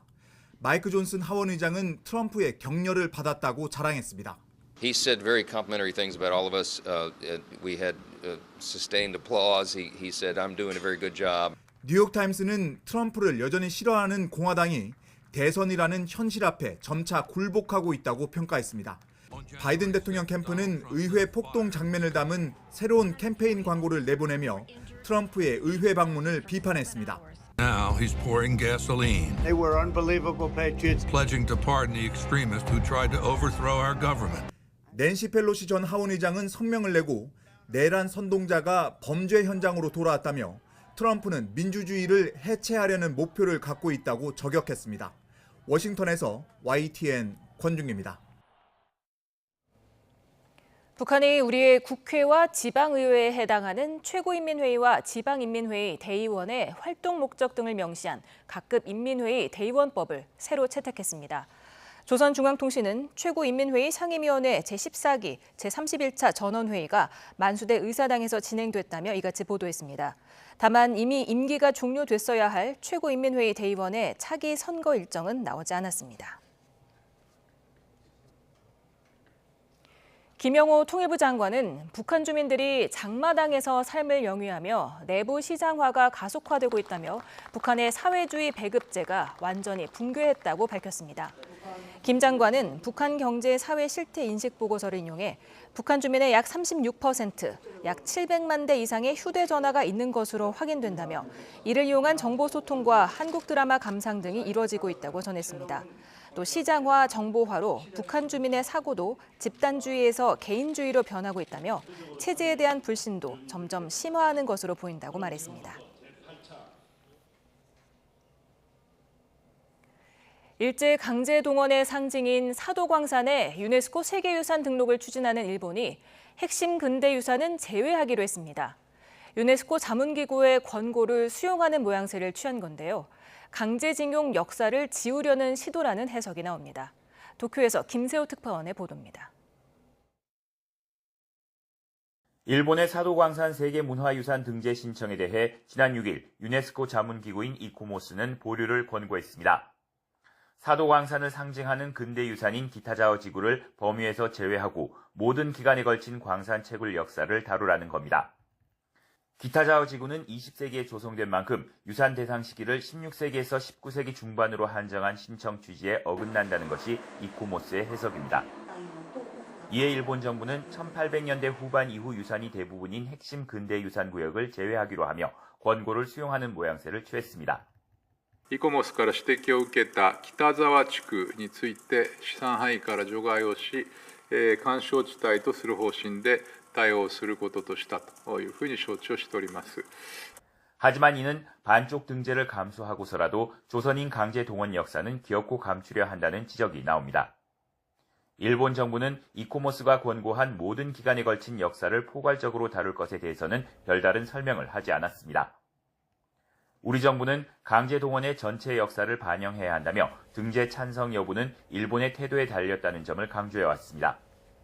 이번 사도광산의 등재와 관련하여 전체 역사가 충실하게 반영돼야 한다는 우리 입장에는 변화가 없습니다. 일본은 우리 정부의 자국의 입장을 성실히 설명하겠다고 거듭 밝혔지만 사도광산의 전체 역사를 알리겠다고 한 약속을 지킬 의지가 없는 만큼 일본의 지지 요청이 설득력을 얻기는 쉽지 않아 보입니다. 도쿄에서 YTN 김세호입니다.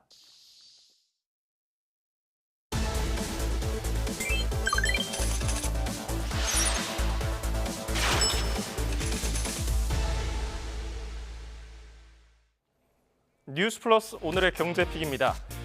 외국인들이 가장 좋아하는 한식 메뉴는 뭘까요? 최근 조사에 따르면 한국식 치킨이 1위, 2위는 라면, 3위 김치가 차지했습니다. 한식하면 떠오르는 메뉴에서 김치와 비빔밥이 1, 2위, 그리고 3위 치킨이 차지한 것과는 조금 다른 결과입니다. 한국식 치킨과 라면이 외국인들에게 강한 인상을 준 건 2010년대부터입니다. 2014년 드라마 별에서 온 그대에서 전지현 씨가 이렇게 치킨을 먹고 있죠. 또 맥주도 함께 곁들였는데 이 모습이 화제가 되면서 영국 옥스퍼드 사전에 치맥이라는 단어가 등재되기까지 했습니다. 그리고 영화 기생충, 드라마 오징어 게임, BTS 멤버가 예능에서 라면을 먹는 모습이 등장하자 한국 라면 수출은 9년 동안 이렇게 오름세를 보였습니다. 하지만 한류 콘텐츠에 힘입은 인기에 우려 섞인 목소리도 나옵니다. 일시적인 유행에 그치지 않도록 음식 자체에 힘을 길러야 한다는 조언인데요. 건강이라는 키워드가 해법이 될 수 있을까요? 한식진흥원이 지난해 하반기에 조사한 해외 한식 소비자 조사에 따르면 외국인이 가장 먹고 싶은 한식 간편식 메뉴에 건강식으로 꼽히는 비빔밥이 선정되기도 했습니다. 특히 미국과 유럽에서는 그리고 김밥이 건강한 음식이라는 인식으로 인기가 뜨겁습니다. 오동건 기자입니다. 세계적으로 수요가 크게 늘고 있는 한국의 김과 김밥. 각국 바이어들이 조미김 업체와 상담을 이어가고 있습니다. The recipe is simple as it's healthy and the calories low, so it's good for diet. 특히 미국과 유럽에선 반찬이 아닌 과자로서 김에 대한 관심이 높아지고 있습니다. 최근엔 미국 프리미엄 마트를 중심으로 질 좋은 김에 대한 수요가 집중되고 있습니다. 간식으로 살이 찌지 않는 건강식 소비가 되고 있는 실정입니다. 김마다 좀 다르긴 하지만 50에서 70%까지 단백질 성분입니다. 그래서 미국의 요양병원이나 이런 데서 김을 대부분 많이 비축하고 간식으로 제공하고 있는 실정입니다. 이처럼 건강한 음식이란 인식이 커지면서 김을 포함한 우리 농수산물의 수출은 크게 늘고 있습니다. 올 1, 2월 수출액은 약 19억 달러로 지난해 같은 기간보다 4.7% 증가했습니다. 품목별로 보면 가공식품과 면, 음료의 수출이 늘었고 굴과 참치 같은 수산물도 모두 30% 넘게 증가하며 김 수출 증가량을 웃돌았습니다. 한국 식품 수요 증가에 발맞춰 K빵집도 도전장을 내밀었습니다. 서울에서 가장 오래된 빵집 중 하나인 태극당이 미국 진출을 위한 첫발을 내디뎠습니다. 미국 시장에서 베이커리는 굉장히 각광을 받고 있는 분야예요. 게다가 이제 한국의 베이커리, 즉 K 베이커리를 미국에서 한인뿐만 아니라 미국에 있는 베트남 시장, 미국에 있는 중국 시장, 그 너머에 있는 메인스트림까지 저희가 목표를 하고 있습니다. 미국도 좋고 유럽도 좋고 좀 이렇게 좀 세계 좀 곳곳에 매장을 좀 오픈하는 게 좀 하나의 꿈이기도 합니다. 이미 해외 570여 개의 매장을 운영하는 파리바게트도 지난 1분기 북미에서만 신규 가맹 계약 27건을 체결하고 공격적인 마케팅을 이어가고 있습니다. 김에 이어 K 베이커리까지 해외에서 안착한다면 우리 먹거리가 세계 시장에서 충분히 경쟁력이 있음을 확인할 수 있을 것으로 보입니다. YTN 오동건입니다.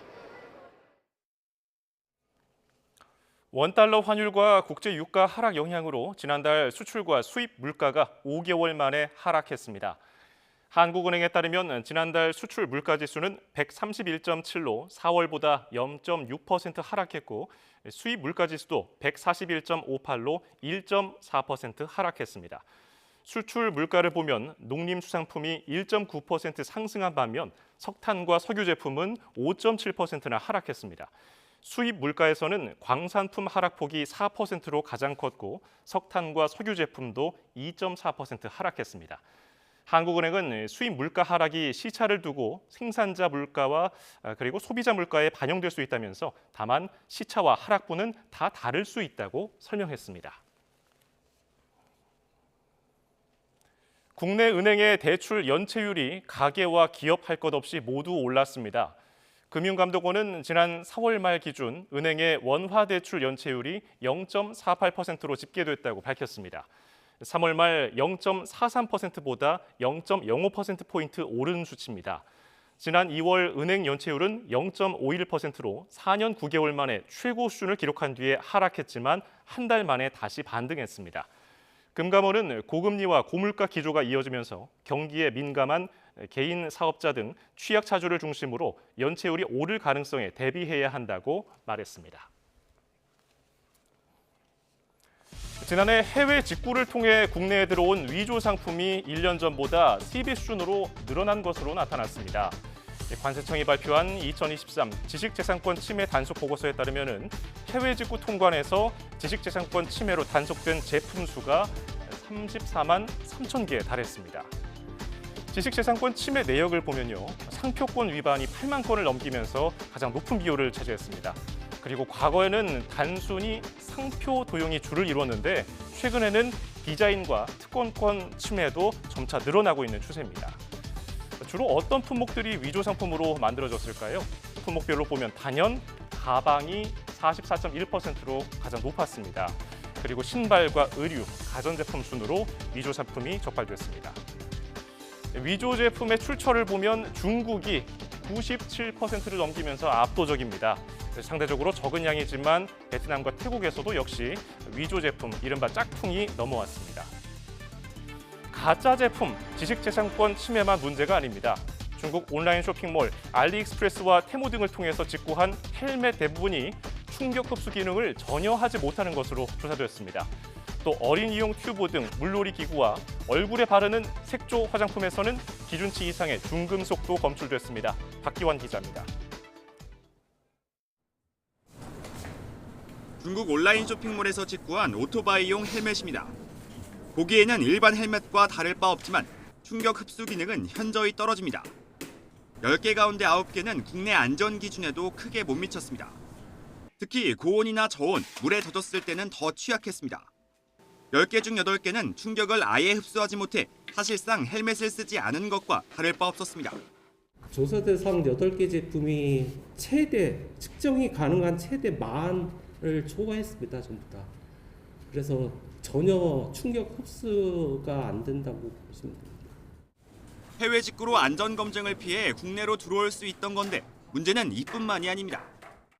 여름철 어린이들이 즐겨 사용하는 물놀이 튜브입니다. 본체는 물론이고 이렇게 어린이들이 직접 입으로 공기를 불어넣어야 하는 공기주입부나 손잡이에서도 기준치의 290배가 넘는 유해물질과 카드뮴이 검출됐습니다. 검색 상위에 노출된 물놀이 기구 9개 가운데 7개는 국내 안전 기준에 부적합했습니다. 여기에 비눗방울과 맨손으로 사용하는 어린이용 페인트에선 국내 사용이 금지된 가습기 살균제 성분도 나타났습니다. 또 눈이나 입술에 직접 바르는 화장품에선 기준치의 6배가 넘는 납성분이 검출되기도 했습니다. 눈, 볼, 입술용 색조 화장품에 대한 유해물질 안전성 및 표시 실태 조사 결과 조사 대상 40개 중 7개 제품에서 국내에서 사용 제한 및 금지된 유해 중금속과 타르색소가 검출되었고, 싼 가격에 중국 온라인 쇼핑몰을 애용하던 소비자들은 당황할 수밖에 없습니다. 높은 품질을 기대한 건 아니었지만 유해물질까지 검출될 줄은 몰랐기 때문입니다. 다 정품을 사줄 수는 없으니까 진짜 반도 안 되는 가격으로 그렇게 산 적이 몇 번 있어요. 가격적 메리트를 사는 건데 그런 위험 부담을 안고 사기에는 조금 그렇죠. 많이 걱정되죠. 혹시나 또 모르니까 어떻게 만들어졌는지 모르니까 특히 인터넷에서 산 거는 매장에서 산 것도 아니고 싸니까 더 걱정되는 거죠. 장난감이나 손에 많이 닿는 거는 잘 안 살 것 같아요. 조사 대상 88개 제품 중에 27개, 30% 정도가 안전 기준을 어겼는데 소비자원은 일단 해당 제품들의 판매를 차단했습니다. 하지만 여전히 안전이 담보되지 않은 다른 제품들은 중국 온라인 쇼핑몰을 통해 국내로 들어오고 있어서 소비자들의 각별한 주의가 필요합니다. YTN 박견입니다. 정부가 중소수출기업의 물류비 부담을 줄이기 위해 수출 바우처 하반기 지원분 202억 원을 조기에 집행하기로 했습니다. 정부는 오늘 정부 서울청사에서 김병환 기획재정부 1차관 주재로 경제관계차관회의 겸 물가관계차관회의를 열고 해상운임 상승에 따른 대응 방향 등을 점검했다고 기재부가 밝혔습니다. 김 차관은 무역보험 특별지원 대상을 기존 유럽과 중동, 아프리카 일부 지역 수출기업에서 북미 소재국 수출기업까지 확대하고 올해 10월까지였던 지원 기간도 올해 말까지로 연장하겠다고 밝혔습니다. 선박 부족 사태에 대한 우려에 대응하기 위해 오는 11월까지 선박 10척을 추가로 투입하기로 했습니다. 이복현 금융감독원장이 상법상 이사의 충실 의무 대상을 주주까지 확대하는 것은 선진국에서는 너무 당연한 것이라며 거듭 개정 필요성을 강조했습니다. 이 원장은 오늘 열린 상법 개정 이슈 브리핑에서 다음 달까지는 내부 논의 과정을 거쳐서 하반기 정부 입장을 정하겠다며 이같이 말했습니다. 이 원장은 다만 상법 개정으로 경영진 대상 소송이 남발될 수 있는 만큼 경영진 면책 요건을 추가해야 한다고 밝혔습니다.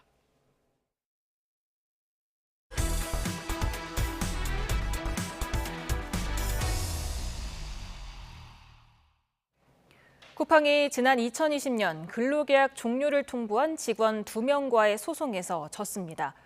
재판부는 지난 2020년 7월 쿠팡이 해고한 두 직원과 관련해 사측이 근로계약 갱신을 거절한 데 합리적인 이유가 있다고 보기 어렵다고 판단했습니다. 이들은 지난 2020년 쿠팡 물류센터에서 코로나 확진자가 나온 후 사측의 방역 대책이 미흡했다는 내용의 기자회견을 열었는데 그 뒤로 계약 만료를 통보받았습니다. 쿠팡 측은 1심 판결에 대해 즉각 항소하겠다며 두 직원을 해고한 건 정당한 사유였다는 입장을 유지한다고 말했습니다.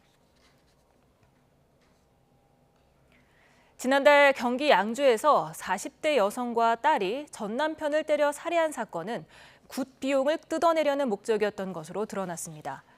이들은 지난달 8일부터 이틀 동안 경기 양주시 봉양동에 있는 무속인 A씨 주택에서 유 씨의 전 남편인 50대 남성을 마구 때려 숨지게 한 혐의가 있습니다. 이들은 애초 우발적인 범행이었다고 주장했지만 경찰 추궁 끝에 굿값을 뜯어내기 위한 범행을 저질렀다고 자백한 걸로 드러났습니다. 아내를 자택에 감금하고 성인방송 출연을 강요한 혐의로 재판에 넘겨진 전직 군인에게 검찰이 징역 7년의 실형을 구형했습니다. A씨는 지난 2021년부터 3년 가까이 아내를 집에 가둔 채 성인방송 출연 등을 강요하고 나체 사진을 가족들에게 보내겠다며 협박한 혐의로 구속 기소됐습니다. A씨의 아내는 지난해 12월 피해를 호소하는 유서를 남기고 숨졌습니다. 여중생들이 주차된 차에 몰래 올라타 담배를 피우고 운전까지 하다가 경찰에 붙잡혔습니다. 특히 운전대를 잡은 학생은 형사처분을 받지 않는 만 14세 미만 촉법 소년으로 확인됐는데요. 이 촉법 소년 나이를 낮추고 처벌을 강화해야 한다는 목소리가 꾸준히 나오지만 법 개정은 제자리 걸음입니다. 김기수 기자입니다. 여학생들이 골목에 주차된 차에 다가갑니다. 다른 차가 나타나자 자리를 피하는가 싶더니 어느새 차에 올라타 조명을 켭니다. 차를 훔치려 한 건 10대 여학생들이었습니다. 학생들은 주차된 차량이 잠기지 않은 것을 확인하고 그대로 들어갔습니다. 인근 상점에 물건을 사러 간 주인이 후진하는 차를 발견해 곧바로 제지했지만 이들은 담배까지 피우고 있었습니다. 근데 왜 운전한 거예요, 남의 차에? 왜 탔어요? 담배는 왜 폈어요, 안에서? 경찰 조사 결과 범행을 저지른 3명 가운데 운전대를 잡았던 10대는 형사처분을 받지 않는 만 14세 미만의 촉법 소년으로 확인됐습니다. 처벌을 좀 원하는데 그런 부분에서 이제 처벌이 안 된다 하면은 좀 문제가 있죠. 피해자하고 가해자가 분명히 존재를 하는데 촉법 소년 범죄는 좀처럼 끊이지 않고 있습니다. 지난 5월 경기 부천에서는 10대들이 편의점에서 전자담배를 훔치다 적발됐고 인천의 한 아파트 주차장에서 차 수십 대에 소화기 분말을 뿌린 것도 촉법 소년들이었습니다. 지난 2022년 법무부가 촉법 소년 나이 기준을 만 14세에서 13세로 낮추는 소년법 개정안을 입법 예고했지만 국회 문턱을 넘지 못했습니다. 전문가들은 처벌을 강화해 경각심을 갖도록 해야 한다며 여전히 지적하고 있습니다. 촉법 소년들의 범죄가 점차 심각해지고 또 상습화 되어가는 추세를 볼 때 형사 미성년자 연령을 1세 또는 2세 정도 낮춰서 촉법 소년으로 하여금 범죄를 예방하도록 하는 것이 지난 21대 국회에서 촉법 소년 관련 법안은 모두 7차례 발의됐지만 임기가 끝나면서 모두 자동 폐기됐습니다.